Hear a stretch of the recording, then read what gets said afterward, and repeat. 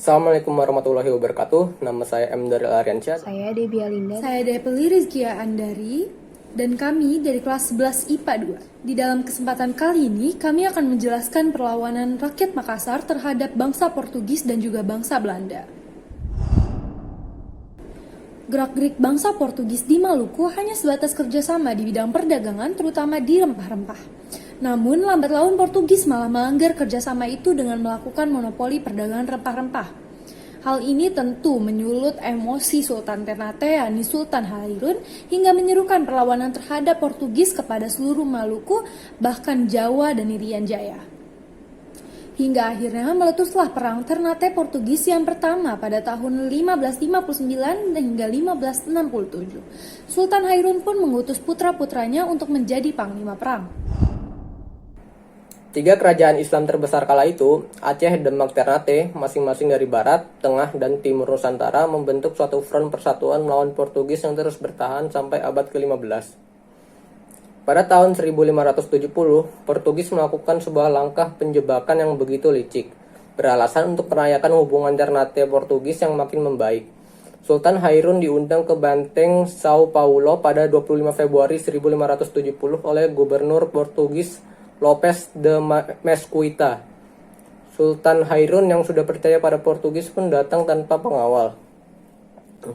Tak disangka, sesampainya di sana, ia langsung dibunuh dan mati dengan mengenaskan. Kematian Sultan Hairun ini dipercaya akan menjadi kehilangan besar bagi rakyat Maluku atas pemimpin yang hebat.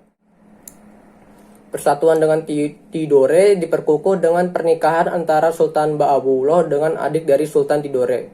Panglima-panglima diangkat. Raja Jailolo Katarabumi, Gubernur Sula Kapita Kapalaya, Gubernur Ambon Kapita Kalanika, dan Kapita Rubohongi.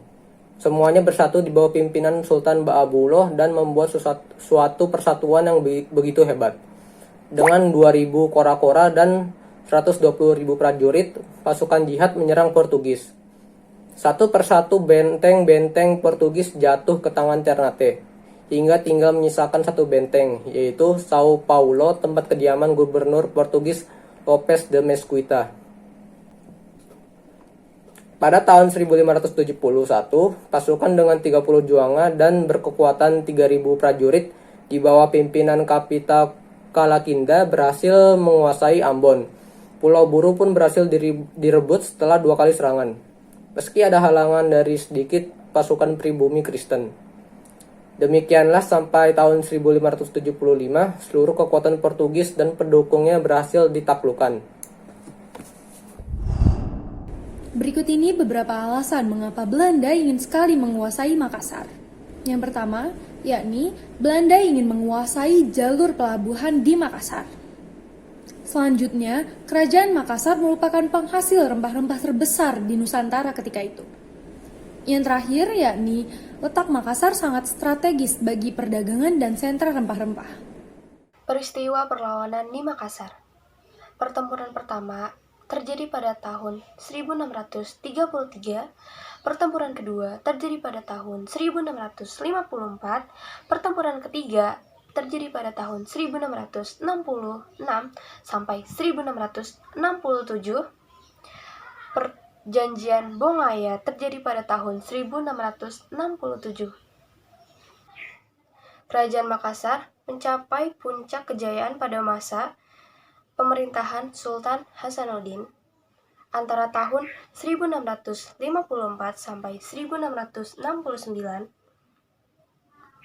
pada pertengahan abad ke-17. Setelah mendapatkan kesempatan berdagang dan mendapatkan pengaruh di Makassar, VOC mulai menunjukkan perilaku dan niat utamanya.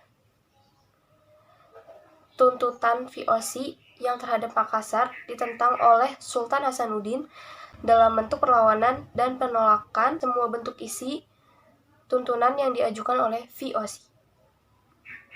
Perlawanan rakyat Makassar akhirnya mengalami kegagalan. Salah satu faktor penyebab kegagalan rakyat Makassar adalah keberhasilan politik adu domba Belanda terhadap Sultan Hasanuddin dengan Arupalaka. Isi perjanjian Bongaya. Yang pertama yakni Makassar harus mengakui monopoli VOC.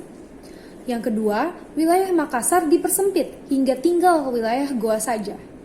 Yang ketiga, Makassar harus membayar ganti rugi atas peperangan yang telah terjadi. Yang keempat, Sultan Hasanuddin harus mengakui Aru Palaka sebagai Raja Bone. Yang kelima, Goa tertutup bagi orang asing selain VOC. Dan yang terakhir, benteng-benteng yang ada harus dihancurkan kecuali benteng Rotterdam. Saya, perwakilan dari kelompok 5, mengucapkan terima kasih dan semoga dapat bermanfaat bagi teman-teman sekalian. Wassalamualaikum warahmatullahi wabarakatuh.